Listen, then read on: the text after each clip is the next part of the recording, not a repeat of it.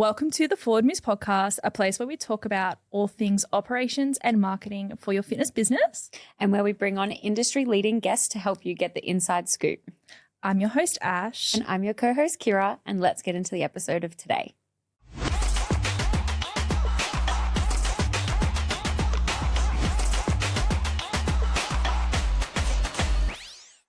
Today, I have with me someone who reverses the effects of aging and teaches people how to breathe, eat, and train. And I also have another guest who spends most of the time on the water and the rest of it in the gym and is known as a gentle giant by those closest to him. And they are both proud parents of a potato and a wolf. Welcome, Sheoni and Jayden Riggs. Nailed it. Perfect. Yeah, good Yeah. little. Yeah, it's good. Yeah, I love it. Be welcome. Oh, we should have brought the exciting. potato. Should have brought them to she would have helping. I brought Yeah. Dad potato. Yeah. Potato She is farts way their- more than I do. both of their dogs. It's a French bulldog, is it? Not an actual potato. Yeah, it's not an actual potato. They don't carry around a potato Yeah, with so them. imagine if we did. But welcome to the podcast. Both of your first time being on a podcast, which is very exciting. Very exciting. How are we feeling? Nervous. Just grateful to be here. Yeah. So thank you for inviting us. Yay, you're Yeah, so excited. welcome. I feel like I got to try and not mumble. Nah, you'll be fine. It like seems like a lot, and then partway through you're like, oh, this is just a normal Just chat. settle on in. And for those that don't know, Sheoni and I actually known each other for 14 years. I know. We all actually went to the same school, both of you in the year above me. No. Wait, No, I went you to- weren't in I there. went to Tullabong, you know. That's right. You weren't at the high school. No. You were just Cabo around kid. that group. That area. Well, no, I didn't actually know Sheoni or her friends. Until the year after. My bestie Ryan worked with Jayden at BCF. Yeah. Right. Yeah, Yes. so I came in later. Yes. The year after. And Sheoni was actually my first ever coach that I had. Like, Sheoni actually was the person who told me about macros. Fucking wild. I forgot about that. Yeah. Yeah. Oh, 3 minutes in and I've already sworn. That's fine. It's okay. But yeah, did not know a single thing about tracking or like tracking training, anything like that until I met Sheoni. That would have been when it was first, like, So building new. hype and, like, yeah. Yeah. It was thing so. as well, It was very like if it fits your macros, like Yeah. nobody knew anything There was about only a it. handful of coaches actually doing it besides, like, meal plans and stuff back then. Yeah. I feel like there was a lot of skepticism at that time too, because people were like, "Surely that can't work. Yeah. You can't eat chocolate and lose weight." Well, that was one of the reasons why I messaged you, because I was like, I want to eat ice cream every night and lose weight. And then I was like, that I want to do that. Like, how do I do that? And I'm like, "Okay, come on board." And it was actually in prep for my sister's wedding. Yeah. Oh my gosh. Yeah. I forgot all about that. Yeah. So it was like whole new, it was like 8 weeks before the wedding, everything. Yeah. It was like 2018. Yes. Wow. Yeah. Yeah, wow. 2018. That's yeah. gross. I did like my little search back through my posts and everything to like figure out when it was. But Oh my god. Yeah, you were one of my That's first crazy. clients. oh, Like wild to think. Yeah. Okay. yeah. So look at us now. We've come so Yeah, far. it's crazy. It's been a while now. I know. And then met Jayden somewhere along the way. So, yeah, I don't remember where we first met. But We somewhere- were probably Reese. at the gym. Yes, it would have just been with It would have just Gary. been at the gym, like at Yeah. World Gym Oh, Bertha the OG. Yeah. Yeah, probably. I think so. Yeah, it would have been along there somewhere. But to give a little bit of background for everybody listening, because we obviously know each other quite well, but nobody else does. I'll start. Who wants to go first? Sheoni's the talker. She should. Sheoni. Ladies first. Well, I don't know, because I feel like Oh, my story would be shit. quick. Yeah. But Do you yeah. want You're to? very interesting. You don't be quick. Interesting. Interesting. So yeah, introduce, get like, give a little bit of started. about you and what you do and everything like Yeah, that. okay, about me. So my predominant career, I suppose, started with nursing, and I started nursing at a very young age. So I started as a 15-year-old working at the hospital. We did 1 day a week instead of going to school. So I actually physically worked at a hospital instead of going to school for a day through grade 11 and 12. And during while I did that, I got a Cert 3 in Health Services Assistance, which is assistant in nursing. And then I went to uni straight after school and studied my registered nursing. So graduated that 2015. So it'll be 10 years this year, which is wild. And so, yeah, I've literally worked in a hospital setting for too many years now, way too many years. I had my long service leave when I was like 23. But while I started working in the hospital, I realized very quickly that I wanted to work in health and I enjoyed working with people. But I really realized that there was a lot of sickness when it comes to working in healthcare. You're not actually working in health. You're working with people who have a lot of chronic diseases that are generally preventable. Like 95% of diseases are preventable with lifestyle changes. And so I realized that I want to help people before they get to this point. But I also loved working with people when they were at that point too, because I knew I had that care factor. I had that patience to be able to work with people when they are sick and vulnerable. So everybody was like, why would you want to be a personal trainer when you've got a nursing career? And I said, it's because I want to help people before they get here. And there are people out there who recognize that they need to, but they don't know the how to. So I started working as a personal trainer on the side while still pursuing my nursing career. And yeah, a lot of the time people are like, don't you want to do one or the other? And I'm like, no, I like doing both. So that was like 2018. And during that time, Jayden introduced me to bodybuilding. So started my bodybuilding journey. And I think that really opened up my eyes as well to the like possibilities and like my own capacity. Because with bodybuilding, you push yourself beyond so many limits. And it really showed me like what I was capable of and gave me a lot more confidence in that capacity. And I was like, oh my God, like not everybody needs to do a bodybuilding show, but everybody has that capacity when they have somebody who believes in them and shows them the structure and support that they need to get there. And then I found that I was able to channel that into my clients to be able to show them like, it sounds so scary and there's so much information out there, but when you have the right guidance, it makes it so easy. And it's having that person to go to be like, this is an objective outlook. This is what you need to do step by step. So, so then I continued working face-to-face, working in the hospital, and also with bodybuilding, I found my love for aesthetics. And I guess the gym brings that out as well, because when you look good and you feel good, you are more yourself. Like it really unlocks your personality. It gives you like that confidence and that energy to be yourself.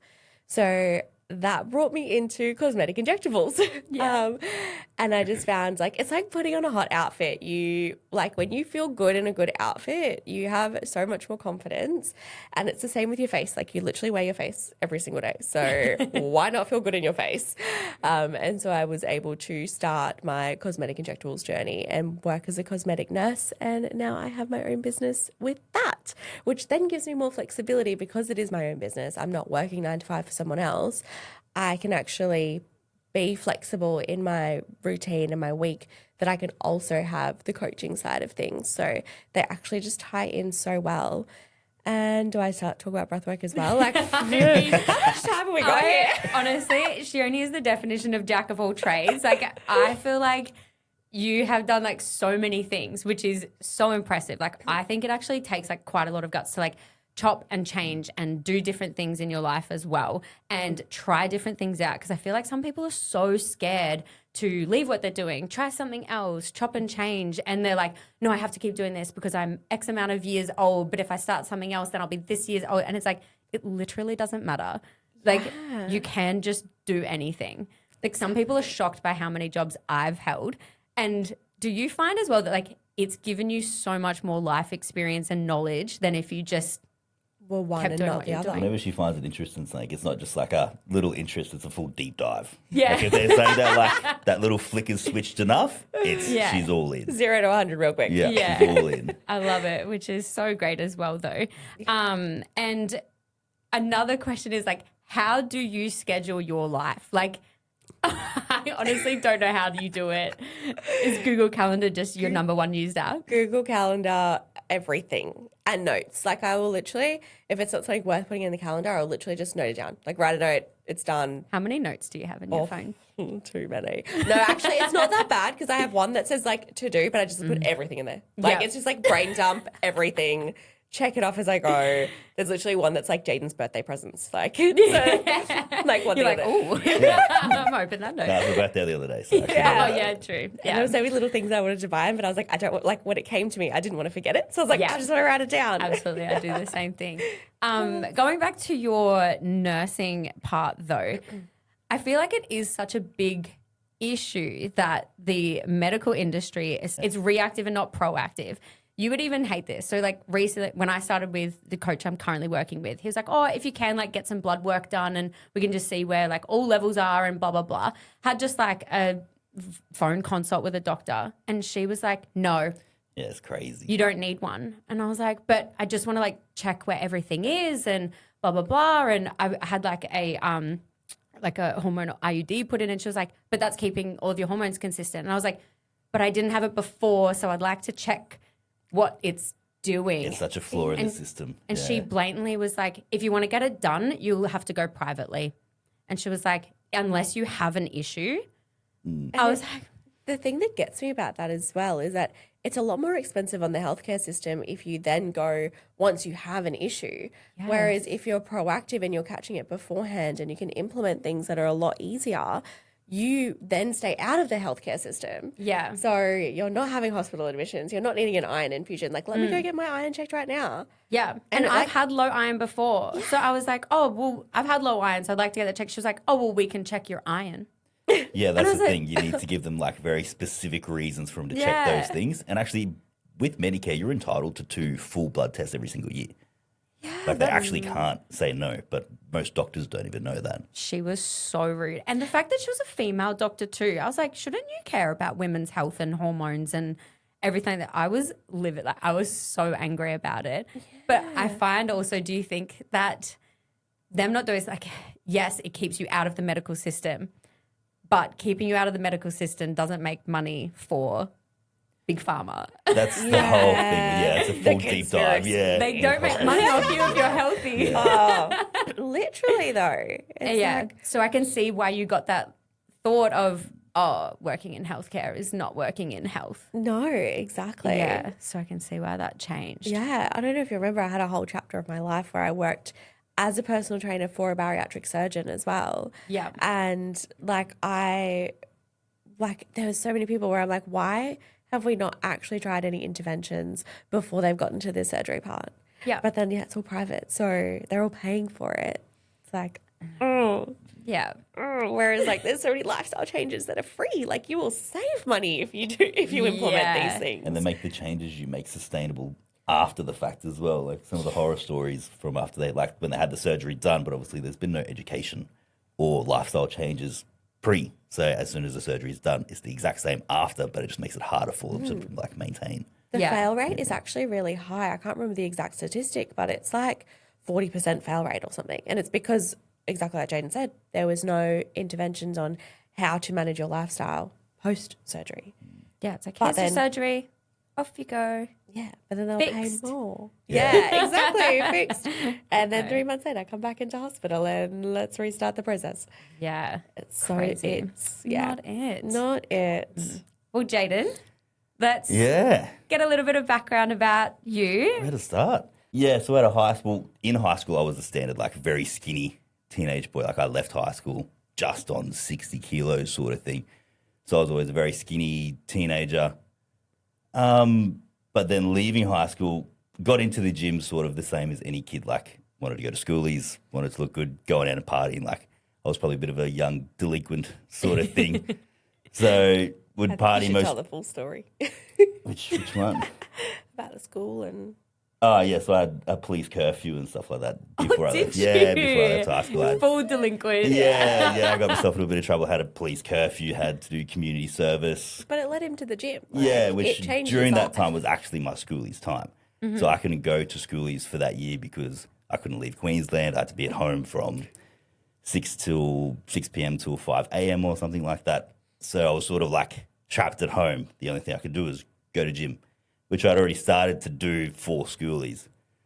But then I just sort of dived into it a little bit more, then didn't see anyone for a long period of time. And then when you start seeing people, everyone's like, oh, you've put on a lot of muscle, you look really good. You start getting all these compliments. So that's sort of just fed into it a little bit. So that's what started it. But then you still would party every weekend and then you'd get to gym on Monday and be starting again. And you'd go to gym Monday to Thursday, party every weekend, get to Monday and start again. And it sort of got to the point where I wanted to go to gym over partying. So then it was I'd start to miss a few weekends to make sure I stuck it out in the gym, and that's where that sort of took off, where then gym sort of became the priority. And then I wanted to just learn more about it. So you just start deep diving into training, nutrition and everything like that. But then I can't think of... On that as well, I know we've spoken about it like here and there on the podcast already, but when you started doing that shift of not going out partying and starting to be more in the gym and care about your health, did you find there was a period where you started to just like lose your friends and 100%. and I think I talked to... like loneliness and yeah? Yeah, I think I talked to probably 2 or 3 friends from high school sort of thing, just because... And it's no one's fault. It's just when you change as a person or you start to value different things, you don't align. So it's not like there's any bad feelings. It's just when you keep saying no to something, someone's going to stop asking. Yeah. And you start to, but then through the gym, like I've found so many new friends and new relationships just from going to the gym every single day, meeting new people and being in that sort of culture. Yeah. I feel like there's just like that hard transition part of they start to dwindle before you're like making new ones that have aligned values. And well, I think it was sort of it would have been in that period where I met Sheoni anyway. Because during that period, I turned 18 in May, and I think it was October, it got to the point where I couldn't even pay for rego.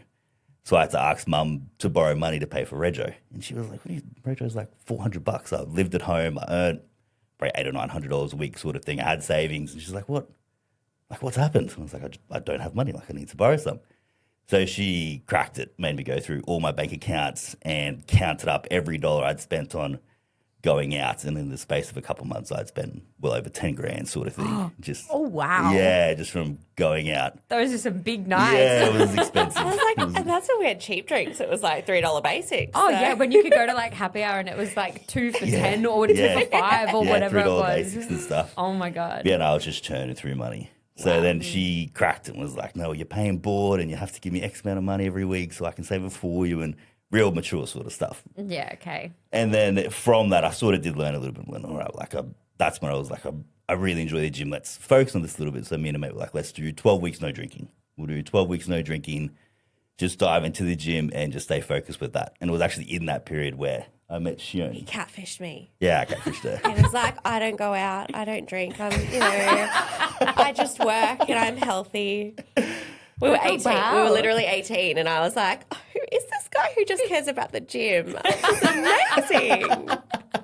So it just happened to be that in that period. Yeah. You gotta. Yeah, she didn't know about the previous. I'm a good boy. Yeah. 12 years later, I'm like, oh, now I understand. So, yeah, I was sort of in that period where I met Sheoni, and then there was a bit of a transition where I still would party. I still very much enjoy a good time.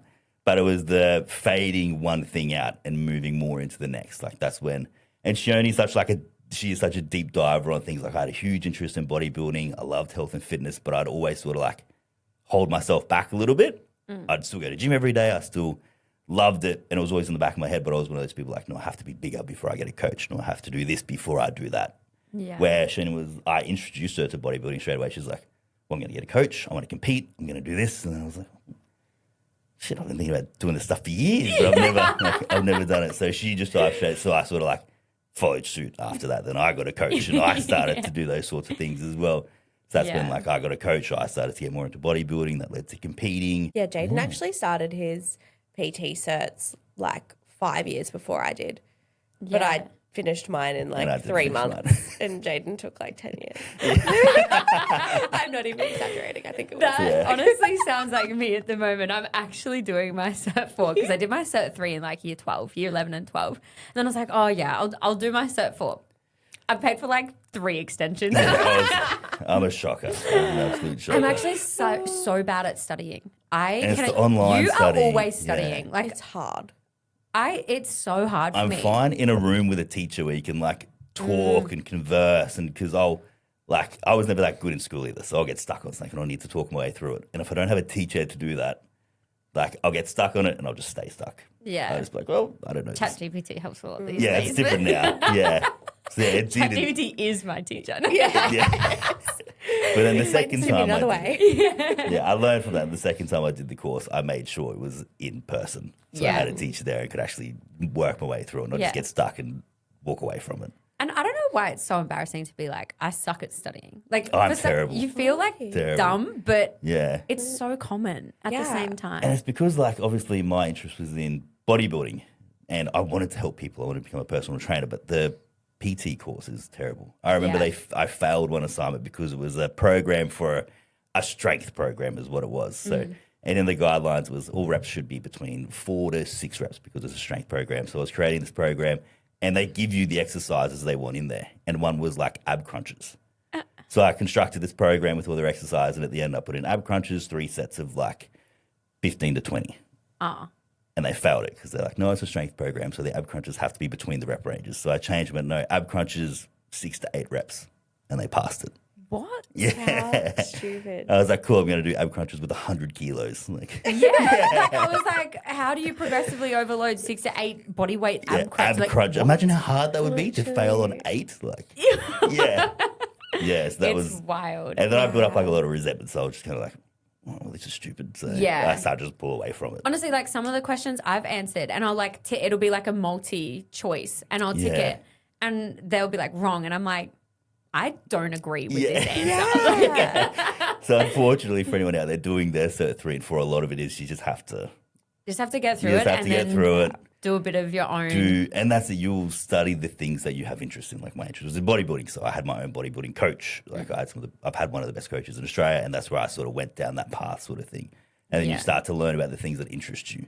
Same thing if someone's a lifestyle coach or whichever way it may be. You just get the certificates, and then you should study the thing you're interested on your own. Yeah. Do you think that's a really important thing for people to look for when they're looking for a coach as well? Instead of just maybe experience, do you think that a coach should have like another certificate or studied something else when looking for them? Or I honestly don't think like formal qualifications. Yeah. I think it's like, it's about do they live and breathe it? Do they show it in themselves? Do they have client results?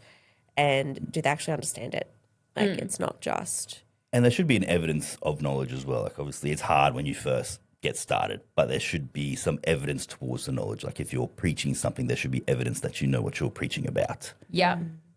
Whether it's, Yeah, I feel like it's one of those things that people always say like, oh, make sure you ask questions and ask your coach questions. But I feel like some people, like, it's so hard to be like, but what questions do I ask? Like, it's like, cool. Well, it's normally it should come down to the coach as well. Like if someone asks me a question, I'll try and explain the entirety around it. Like I'll be like, all right, well, this is what we're doing and this is why we're doing it. This is how it works. Like, Yeah. and that way you're educating them at the same time. Yeah. That's what they say about how you can tell if somebody actually knows something. It's if they can explain it to a 5-year-old. Yeah. So it's like if they can put it into layman's terms and actually explain it to so simply, but for somebody to understand, that's when you know they're a good coach. Yeah. Definitely agree. That's a good thing to look for, I reckon. Yeah. So you got into Yeah. Coaching? I'm terrible at telling stories. I feel like I've already gone off on so many paths. So got into trouble, become pretty good, stayed out of trouble. That's Sheoni. Kept going to gym, so I did a diploma of fisheries straight out of high school because I always loved like fishing and boating and camping. That's why I worked at BCF when I was young, sort of thing. So I love being on the water. So I did a diploma of fisheries, looking to become a fisheries officer. More I learned about the job, it's not what I wanted to do at all. But luckily through that course, my teachers put me onto a company that works like driving boats and stuff like that. So I became a deckhand on ferries. I go over to Tangalooma on Morton Island. So I worked on those boats and I ended up staying there for 8 years. I was going to say, you were there for ages. 11 in total, but there was gaps in the middle. But yeah, so I was there for a long time. Worked there as a deckhand. You got to build up like sea time and different qualifications and stuff like that before you can actually drive the boat. So it takes probably 3 or 4 years before I actually started like driving these boats, which they carry up to 240 people. They're just over 20 meters long, 40 to 50 tons sort of thing, these boats. So they're big boats. That was good, did that.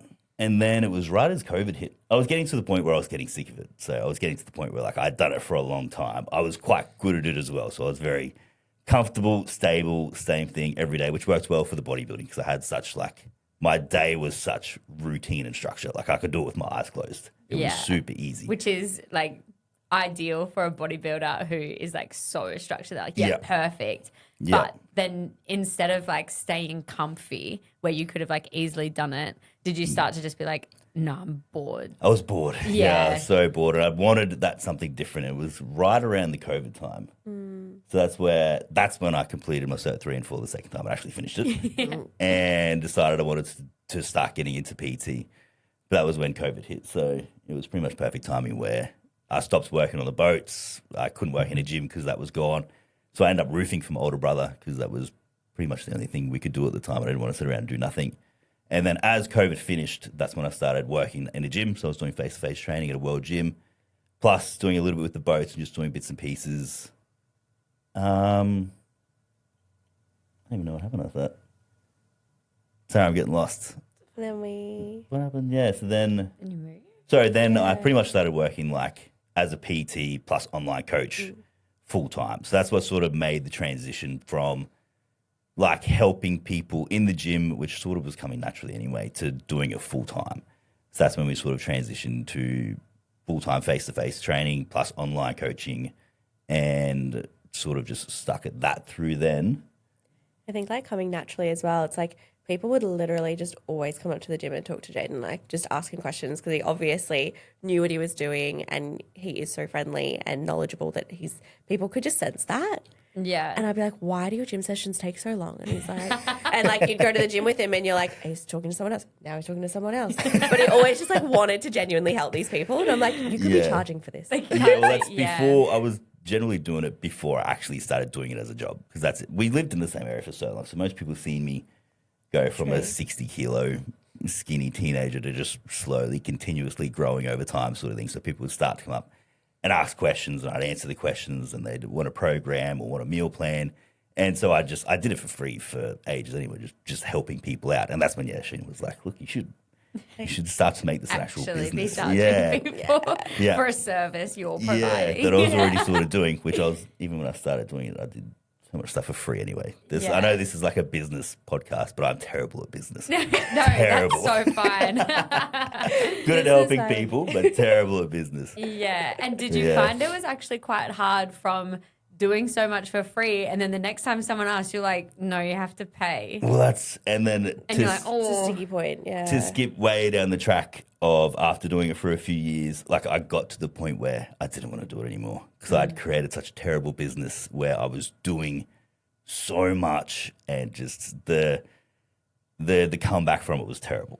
I was just doing so much for free. I had so many clients that I was like, the amount they were paying me was just so under what they should have because I'd set someone up and they'd be like, oh, like I really want to do this, really want to do that, but I just don't have money. So I'm like, all right, well, we'll do the first meal plan for free. All right, I'll cut your weekly payments in half for the start, and we'll sort that out later. They would never sort it out. There's never later. Later never comes. And I'm terrible at computers and stuff as well. So for me to do a meal plan, I literally like enter it all into my Fitness Pal, get all the amounts, and put it all into like just a standard Word document, and it would take me forever. Yeah. So it wasn't just that I was doing a lot. My systems were super poor as well. I remember we did like a little bit of VA work together back in the day, and we used to have physical in-person meetings because like even with Loom videos, you're like, terrible. I don't know what you want me to do. Yeah, you'd send me the instructions like, not clear enough. You're like, I can't be any more clear. Dot point with a Loom, and he's like, nope. Like, okay, bring your laptop. I was like, we're going to need you here in person. But I feel like you've come pretty far though. Like I feel like you've learnt more. Getting better. Definitely getting better. But that's why now when I do check-ins, I just do Loom. So I can just record myself. Easy. Yeah, I just record a Loom so I can, because I'm better at talking. I can talk all day. So I'm better at talking. I can just record myself and then I'll just put like key points after it. So any changes and there's this. So it's all set up super easy that way. Actually, something just super random that popped into my mind. Being a big dude, do you struggle hitting like on the keyboard? Yeah, I know. I've just touched this wire a few times. I'm like, no. My hands. I mean, like when you're typing on the keyboard, do you like hit different keys? Not a keyboard, but like phone. Yes, like texting on a phone. It drives me crazy. Sometimes I just give up. Like I'll correct the word 3 or 4 times and it's like it's staying wrong. I'm not fixing it anymore. I'm not fixing it anymore. I think even like getting on the keyboard though, his posture is so bad. It's like... it's because my eyesight's not good either. So I'm like generally right up against the screen looking like this. And then Sheena will come down and be like, what are you doing? And I'm like, oh, and I stretch out. I'm so close to the screen. Oh, that's so funny. Yeah. But yeah, so, and then... I got to a point where I just needed out for a little while. So I was like, I can't do face-to-face anymore. And it felt like it was becoming such a burden at that time. So I ended up getting a job for the Port of Brisbane, which I currently work now. So I drive tugboats and dredgers and barges and lots of sort of like heavy machinery and stuff like that. But then it's the classic, like as soon as I got away from it, I was like, I miss that. Like I still have online clients. I still have probably 15 online clients at the moment that have been with me for probably 5 years. So they're just the ones that have been super consistent sort of thing. And it is like as soon as you step away, I was like, I miss it. Like I miss it so much. At least it makes you kind of realize, like, okay, that is definitely what I want to do. I was just doing it wrong. I was just doing it wrong. It was my systems and my processes, and also, and a lot of times you know the answers to these things anyway. Like I knew what I was doing wrong, but you're not going to change don't it. know how to I fix just don't it. know how to change it. Yeah, It was and I just feel like easier. being such a nice guy, like it would just be like, it's awkward. Like I don't want to ask for more money. 100%. If it came to like me having to be like, all right, well, I'm meant to be charging this amount, but I'm actually charging you this. Like, is it time to put it? I'll just be like, well, I'm not going to ask the question. Yeah, I feel like price increase is such a hard topic for coaches. Like they know that they're worth more, but it's so scary to tell someone you're worth and Yeah. how to like. And I know so many people have been like, they just have to like hit send on the email and like close that laptop and walk away, and they've just got to like do it. I think I've even had to log in for someone before back in our VA days, and they were like, you need to hit send, otherwise I won't hit send. Oh, I can't. And I was like, okay. So I had to like log in, like, open their emails and just go hit send, like on their price increase email. And I was like, it's done. And they were like, Yeah, it is, especially when like you start this because you want to help people. So it's like you generally start because the biggest thing you want to do is help people. The money's the secondary object. But obviously you have to, like, it's your own life, it's your income. you have to make you have a to be living. able to live off it. Yeah. You're doing the hours, you're doing the You work. still have to be able to live off this work you're doing. It's like any other job, except like service-based roles can be so much harder, and like, and like things that people don't see in person can be so hard to be like, it's worth this amount. I was going to say, I think that's it. Like there are two parts to it. Like I think a part of it is your own limiting beliefs that you like project onto the other person. Like you think, oh, like are they going to care or not? Like are they going to want to do this or are they going to cancel? No one ever does. No one ever cancels. Yeah. And then the other part of me was like I saw with injectables, like they would roll out regular increases, and like I'd have to have that conversation with the client who'd be like, well, I've been having my Botox for this price. Why is it increasing? But nobody ever said that. Oh, I thought they were going to say that, but they were like, oh, yeah, okay. I mean, bananas are $1 more than they were last year. I get it. Yeah, that's it. Like shit goes up. Yeah. People are just like, okay. So I think we just like project our own budgets onto them, and it's like, oh, they actually don't care. Yeah. They actually are so understanding. Yeah, And which they is really nice. generally value you anyway. Well, they're like, oh, well, yep, you're worth that amount. Yeah. Yeah. It's So, like But James. it's easier to say than. oh, Yeah. absolutely. So many Yeah. things are much easier to say than how to Yeah. actually do this. Yeah. But yeah, and then did you get into, because then you've also been within like the competing world as well. Yes. Yourself. So Yeah. And coaching. coaching, competed, coached people to compete, done all that. But yeah, I don't know which track to go to now. So if we go to the competing side, so in that, like within this time frame, we competed both together in 2018, then both together in 2022, and that was right before we went and traveled for about 7 months. Yeah. And then competed myself again in 2023. So did horribly the first time, absolutely horribly. Did pretty well the second time, and then did good and bad the last time. So last time won my class, I got second in the overall, but then did terribly down. When I say terribly, I still got top 5 down at the nationals and stuff, but not as good as you'd hope to, sort of thing. Yeah. But yeah, so within that time, I've gone from like a 60-kilo skinny teenage boy all the way up to like the heaviest I've been is 115, 116, like I'm 110 at the moment. So yeah, but yeah, and then with the coaching, so I've had people compete naturally, plus in enhanced federations, which obviously I'm not a natural athlete. I think that's What? Yeah, it's probably not going to come as a surprise. Yeah, so I'm not a natural athlete, so I coach people in that realm as well, which sort of came from same thing. Like when you have an interest in something, I sort of like do deep dives on it, so I learned a lot about it. I was able to answer questions about it. Yeah. Yeah, there's that whole world as well. Yeah. Which Mum's definitely going to listen to this podcast, and she still thinks I'm natural. So. Sorry, Mum. Well, I'm not sure if she thinks I'm natural. She's probably never wanted to Maybe hear, just like hear naive. the question. Yeah, Ignorance is bliss. Guilty until proven otherwise. yeah, pretty much. Yeah. Well, I do actually want to touch on, like, both of you are so big in the competing world and you both love the sport. And I feel, have you noticed there's been like a bit of a shift in like demonizing competing and post-comp? Like, has there been a rise in like the backlash of people sharing regarding competing? Holy goes both shit, yeah. ways, yeah. Yeah, I think so. Yeah. Which again, there's two sides of it because it's like, yes, they want to like normalize the hard parts of it, which I think is important. Yeah. But then, there is a bit of that demonizing where they're not showing the good things either. Yeah.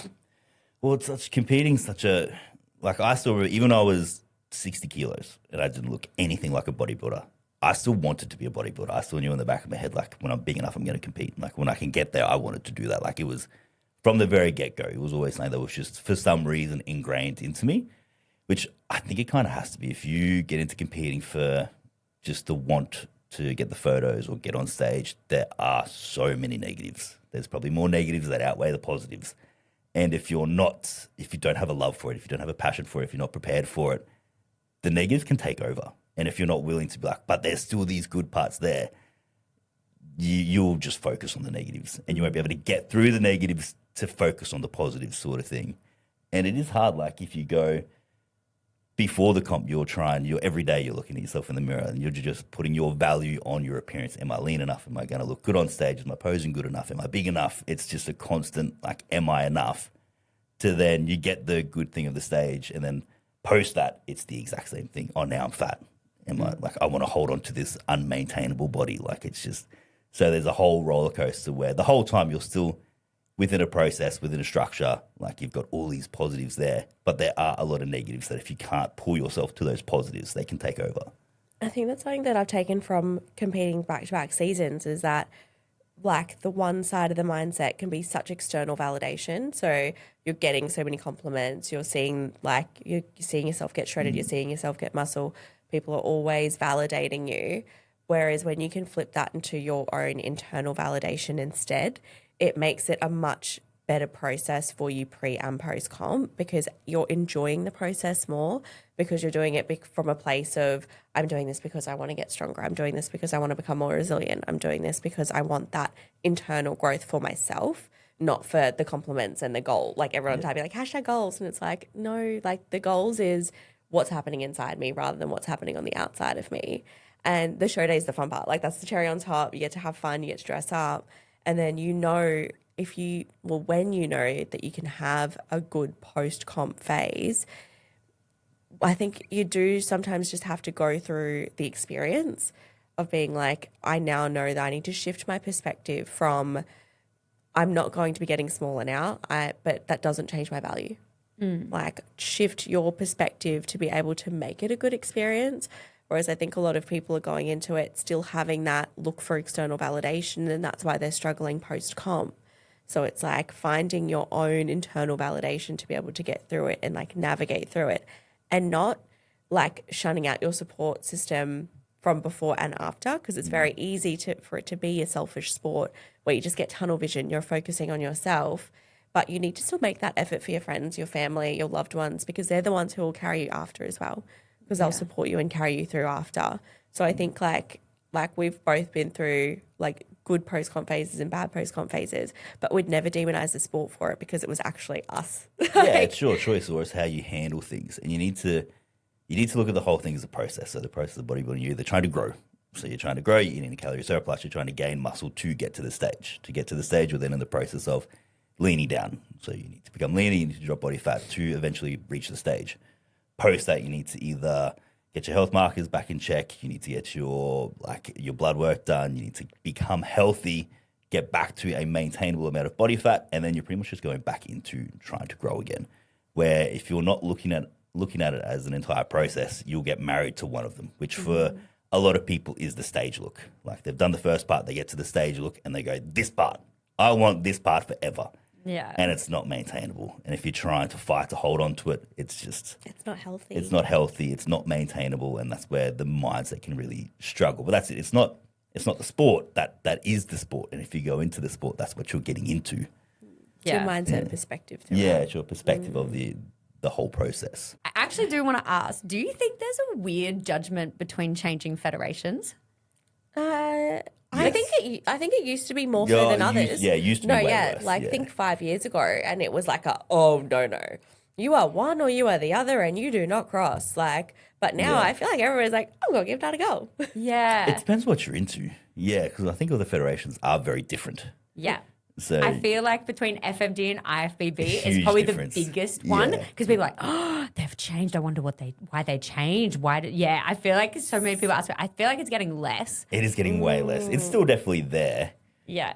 but I suppose it's only if someone does really well. I suppose it's only if someone's doing really well and then they change federations. You're like, And you're like, Like, oh, oh, why? why? What happened? Yeah. Like I always assume like something happened higher up. I don't know why, but I'm like, Yeah. but yeah, it probably isn't. But I don't know. Yeah. And you're just like, ooh. But it's literally them just being like, oh, I want to try the different posing and the Different bikini poses, or different- like, different categories and stuff. see how I look in against different types of people or Yeah. things like that. They might just want FMG or WBF is what it used to be, is obviously very like fashion and stuff as Yeah. well. So some people like that. They want to dive into that side of things. Yeah, because you went from IFBB to FMG and now back to IFBB again. How do you compare them to each other? Very different. Yeah. And I think that was my thing. I was like, I always thought that I wasn't going to like. It was still WBFF when I did it. I was like, oh, I could never pose like that. Like, that's just too, like, literally, I used to say it looks like a stripper. Sorry, guys. But then I started doing it. I was like, this is fun. Like, there's so much, like, more pizzazz that you can bring to it. But then I was like, no, actually, I really like the structure and posture of the IFBB. And when you like bodybuilding, like, you can definitely love you can love both because you're loving the process and you know everybody's different. Like every literal body is different. Yeah. So I was very much like, well, maybe I should try FMG. Like maybe my structure is better suited to that. So let's just give it a go. But then I was like, okay, well, I liked that. That was great. But now I'm like, oh, but now I still really like this. Why do I have to like them both? Shit. But yeah, it's like, I think it's like finding your own flavor. So it's like, just give it a try. Like, there's nothing to lose. Yeah, it depends on you personally. Like, I'm pretty straight up and down bodybuilding. So I like IFBB. That is where I fit in. I couldn't imagine going to FMG and having to do like suit rounds and. I think did they get rid of that? I think they got rid of it. Did they? They got rid of the gowns. They got rid of the gowns. Like, okay. So I didn't this even know that. year they've made a few changes. So they don't have to wear the evening gown for like the end show. They started doing the awards like straight away. Yeah. And like they've had a few changes. They were like, we are listening. And they made Well, like, I might be all these behind because changes. that was the biggest thing where I'm like I couldn't come out in It a was suit it was and do like fresh. the 5 different rounds. And Oh my God. They come back on stage like a million times. I was like good because you're like, I get more stage time. But like the girls would come out in their bikinis and then they'd come in a gown. I'd be like, who What's dat? the point? yeah. How are you judging this? Yeah. So I'm going to switch gears a little bit. So both of you have decided to go into business together. Yes. Yes. And I want to actually ask, who came up with the name? Who chose the name? It was definitely me. Yeah, I thought it might have Definitely been. So if anyone who doesn't know, it's called New Paradigm Coaching. New Paradigm Coaching. Yes. Yeah. Yeah. And funny story about when the name came through to us. If anybody doesn't know how to spell paradigm, I had never seen it written before. And I said to the girls, no joke, it came through and I was like, what is peridogem? And they were like, what? And I was like, the business is called New Peridogem. I was like, what is it? And Maddie actually looked over and she was like, paradigm? And I was like, oh. Dead. I So good. have never seen that word written before. Yeah, I suppose she said it to me before I seen it. So Yes, you were like, that's that paradigm. word. Yeah, Yes. I know now. But very exciting, which you guys are actually coming through the Business Moves program at the moment Yes. through us. I do want to ask, being married, going into business together, do you find it hard to, when you plan like time together, do you have to make sure that you have to like no biz talk? Like how do you separate it or does it like always mesh together? I think we're pretty good at that. Pretty good. I think at the moment, because there's so much going on, there probably is just a little bit of business sprinkled in there kind of everywhere. We definitely do have the times like if we're sitting down to, look, for me, it's more like getting posts together in social media. So if we're sitting down, like there will be periods of time where it's like sitting down just on that one topic. But then the rest of the time, we're probably just sprinkled in, yeah. I feel like we're pretty good at like balancing the two. I think I always like want to make sure Jayden's in like the right space for me to bring something up. If I'm like, do you have capacity to talk about this right now or nah? Like, whereas I'm like kind of ADHD, like doing like I'm doing bits of business all the time in my head. And sometimes I have to kind of like preface it to Jayden being like, okay, look, can we talk about this right now? And then we'll work through that. Yeah. Yeah, because it can get like sometimes if you've, I don't know, because I am still working at the moment. So it's like at the moment I could be doing 60 plus hour weeks. Like I'll leave the house at 4:30 in the morning and I might not walk back through until 8 p.m. at night. That's crazy. And then like there might be that day where I've got that hour spare and I'm lazy. I'm definitely a lazy person. So if I've got an hour spare and saying lazy, if I have a chance to be lazy, I will take that opportunity. And if I want to just sit on the couch and watch something mindless on TV, I'll do that. I feel like that's most people though. Like I feel like you can't be too hard on yourself because people will be lazy. If they But generally that's when I'm sitting still. So Sheoni will be like, hey, I'm going to ask you a bunch of questions. And in my head, I'm like, this hour was very different. We had a very different idea going into this free hour. So yeah, she will always sort of check. And sometimes I'm like it's probably something I should have prioritized for that hour rather than being lazy. So I'm like, no, this is probably what I should be doing anyway. You're right, I guess. Yeah, but then other times I'm like, no, not right now. I'm tapped out. Yeah. Whatever you're asking me, I'm not going to give you good quality answers. So you're better off rescheduling to another time. Yeah. Exactly. And like we actually don't see each other much like during the day, especially during the week because we're both at work. But I'll like message and if something's not urgent, I'm like, not urgent. Like whenever you can, no rush. But if it's urgent, I'll just be like, I need you to do this right now. Like, Yeah. please action. ASAP. We've definitely learned over the years, like communication is such a huge thing, which we're getting better at. So like we're very just front and forward with everything. Like you don't need to beat around the bush. Like Yeah, absolutely. I feel like, I think it was something my sister said to me, and it was like, if you have good communication within a relationship, everything else will work out.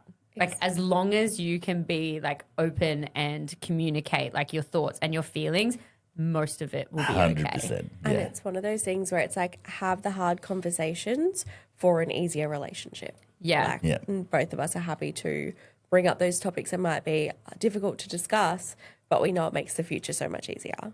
Yeah. And it just like, it brings you so much more connected because you feel safe to be able to talk about hard things and know that you'll get through it. And it has to go both ways. Like you have to be willing to communicate, but someone has to be willing to listen as well, which takes practice for everyone, like on both sides. Like, Yeah.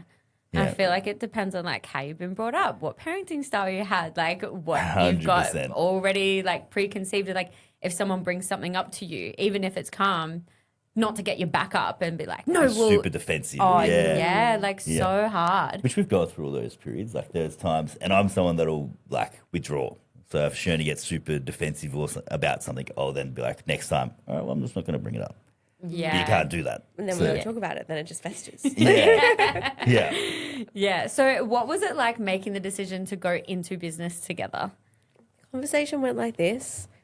Jayden was encouraging me to do the business moves program, and I was a little bit scared about the investment, but I was like, no, I think we should, like, I think this is a really good idea. And then I was just like, why don't we do it together? And Jayden was like, I've always thought it, but didn't want to say it. Like, are you thinking what I'm thinking, Biwa? Literally, yeah. I thought about it 100 times, but I just never wanted to say it before. Yeah. And then Sheoni thought of this business like originally for herself. Like, and then it's obviously grew into something different, but she was redesigning her own brand and thinking of something for herself, and she was pushing that forward. And I still have obviously done my coaching on the side and everything. And yeah, and I thought about it 100 times. But then when she said it, I was like, I'd thought about this before. Yeah. It's like, okay, it's like validified that thought that you had. Yeah. But I feel like Yeah. it can be such like a, people scare you off to be like, don't go into a business with a friend or a partner or anything like that. But Yeah. it comes back to the communication, right? Yeah. Yeah, and we both have our own skills. So it's like I have that drive and I can structure everything out to know like what actions we need to do. And Jayden has so much experience. So it's like it just worked.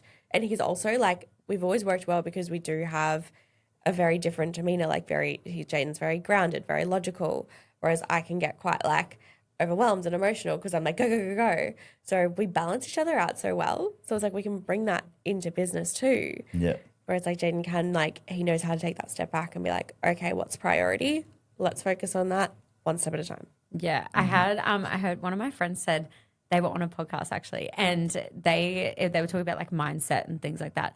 And they said a problem shared is a problem halved. And I love that. Oh my God. Yeah. that So is it's good. like having two people in business, every problem is halved Yeah. because you could be like, I'm struggling with this, help me out. Like, and it helps. Yeah. Yeah. I love that. Right. Which we have very different strengths. Like, I love the nuts and bolts, like training, programming, nutrition, like the actual physical side of this. I love.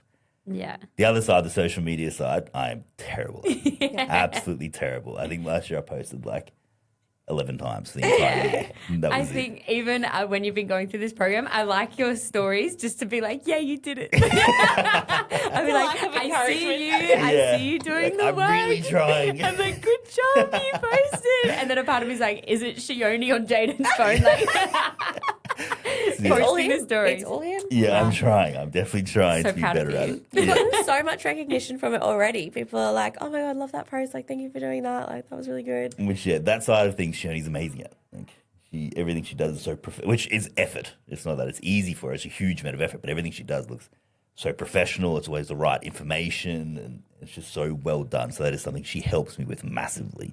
Yeah. Well, that's Or nice. just practice. It's so funny because I'm like, oh, I'm not. What? I have no idea what I'm doing. Yeah. How hard do you find it to not be, as like people who like genuinely care so much, and you've said already that you do too much for free, which hopefully you're finding better boundaries with. Yes. But how hard is it as a coach to not want to be online 24/7 and then reply at those times, but then it gets expected and then you like get yourself into like a little hole? Like, how hard is that part? It can be, yeah. I've always struggled with that boundary wise. Yeah. Like, if a client asks a question, I want to answer them straight away. And I want to, because I'm like, I want to provide. But then it's like, you need to have your own professional boundaries or you will burn out. Yeah. So it's setting those times, being like, actually, they've sent their check-in at 8:45 p.m. My bedtime's 8:30 anyway. So I can reply to that tomorrow. Like, that's okay. But it's definitely a struggle and something we've both been working on, or something I've been working on. Yeah, for me, it depends on the question. Like, generally, I'll see the question. It depends. If it needs an answer straight away, then I'll answer it. Where if it doesn't, I'll let it wait. Yeah. Yeah. Do you think it's important to make sure that you have those boundaries set in place so that you can show up for the people around you better? I'm a recovering people pleaser, so I no longer remission. I no longer identify as a people pleaser when I used to. But it's like it still rears its head, and you have to like go, no, okay, hold on. Does that need me right now, or does it not? And then that way you're protecting your energy to, like you said, be able to show up better later. Yeah, absolutely. And I do want to come back to like pricing wise. Do you find, one, how hard is it to actually price your services?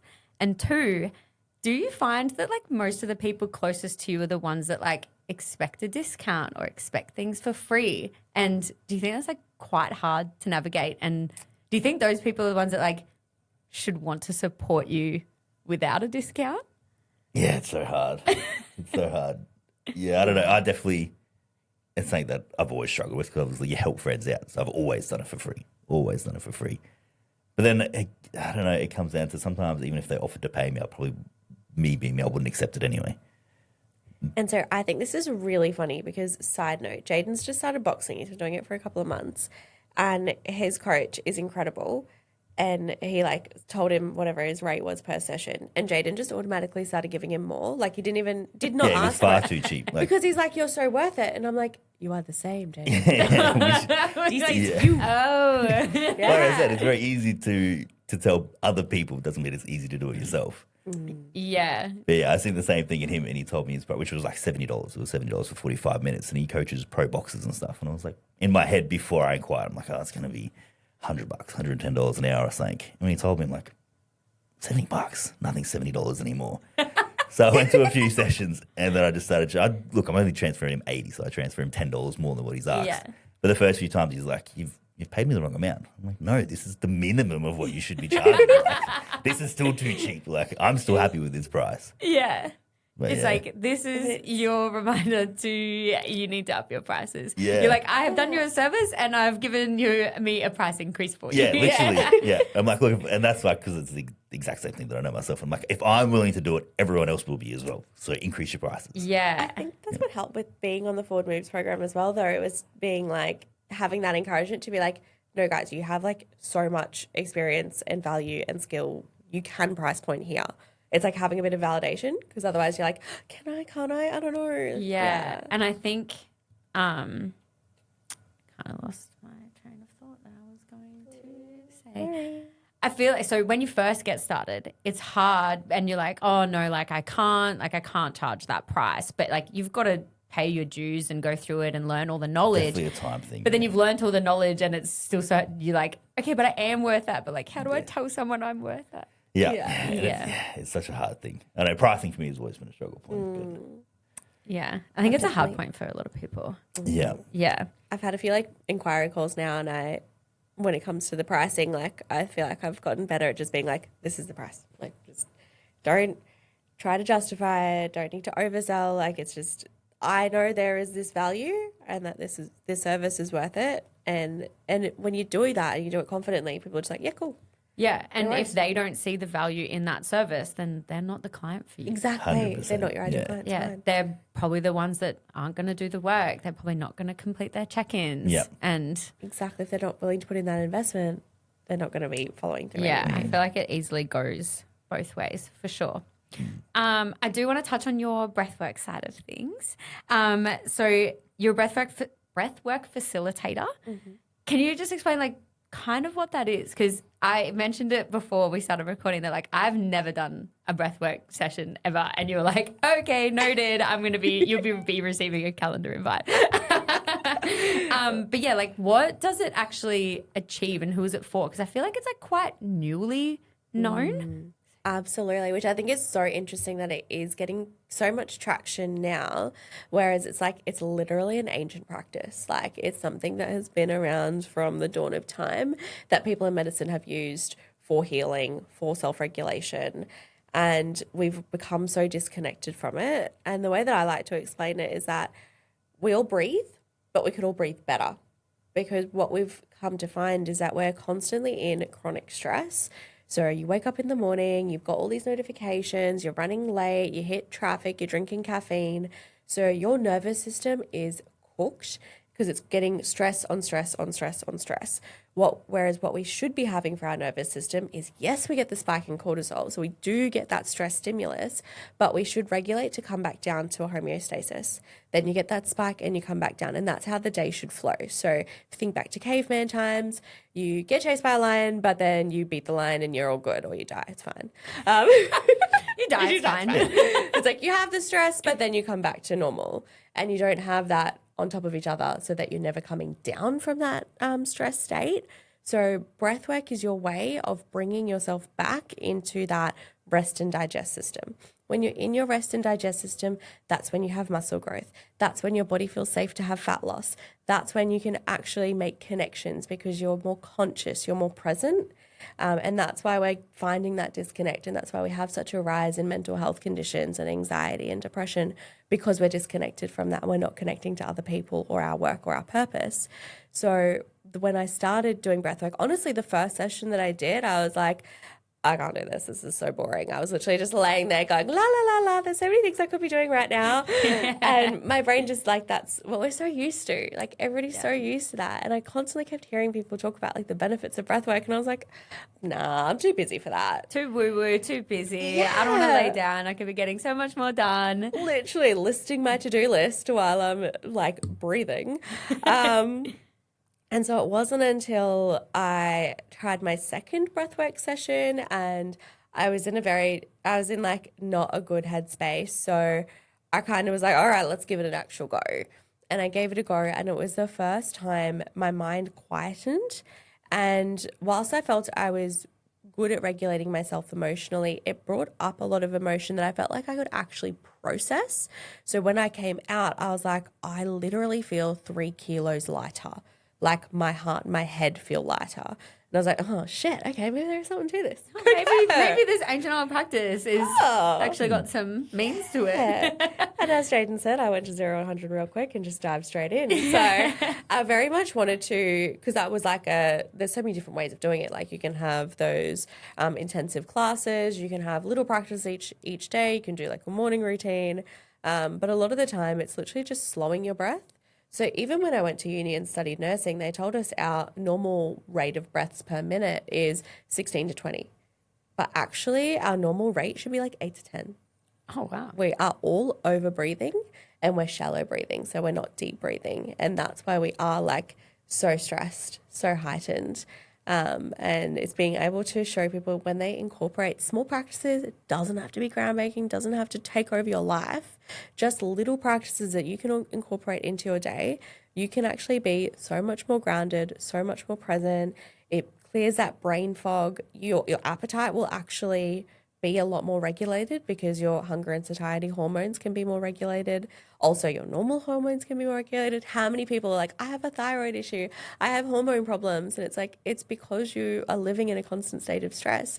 Your body never feels safe. Your immune system never feels safe to actually function properly. So when you can incorporate these things that brings you out of that stress state and levels you back out, or teaches you that you can go up and down. Like, you don't have to be so heightened all the time. Then you actually, like, it literally flows into every part of your life.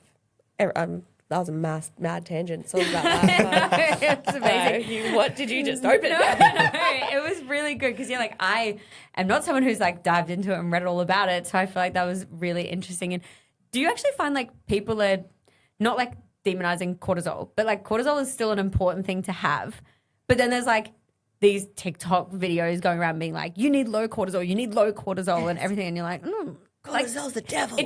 Yeah. It's not the devil. It's not the devil. We just don't need to be at it 100% of the time. Yeah. It's like your cortisol gets you up in the morning. Like, yeah, that's why you wake up. When we wake up feeling refreshed, is like, because you're increasing your cortisol. It's a good thing. You want to have your adrenaline. You want to have all of those things. It's just about not living in a state of it being too high. It's about regulating. I've seen that so much now, like cortisol being the devil, and I'm like, you just don't understand it. Yeah. Someone's put out some little thing about it being the devil and everyone's just ran with it. Exactly. Not gonna lie, for a little bit there when you were explaining like the breath and everything, I started heavily overthinking my breathing. I was like, even being close to this microphone, I'm leaning back. I'm like, I don't want to be breathing into this microphone. How shallow are my breaths? But that's the first step. It's like actually tuning in and being like, oh, I do actually breathe shallow or rapidly. And I've never actually thought to just stop and take a couple of deep breaths. Yeah. And when you do, you're like, ooh. And that's going to be something that you're incorporating into your coaching as well, isn't it? Absolutely. I was going to say, it can be used by anyone. Look, I'm very, very, I only know it because of Sheoni. And I've done a few sessions with Sheoni. We've gone to a few sessions now. But it can be anything from, we've done one that was the more intense one where I literally bawled my eyes out.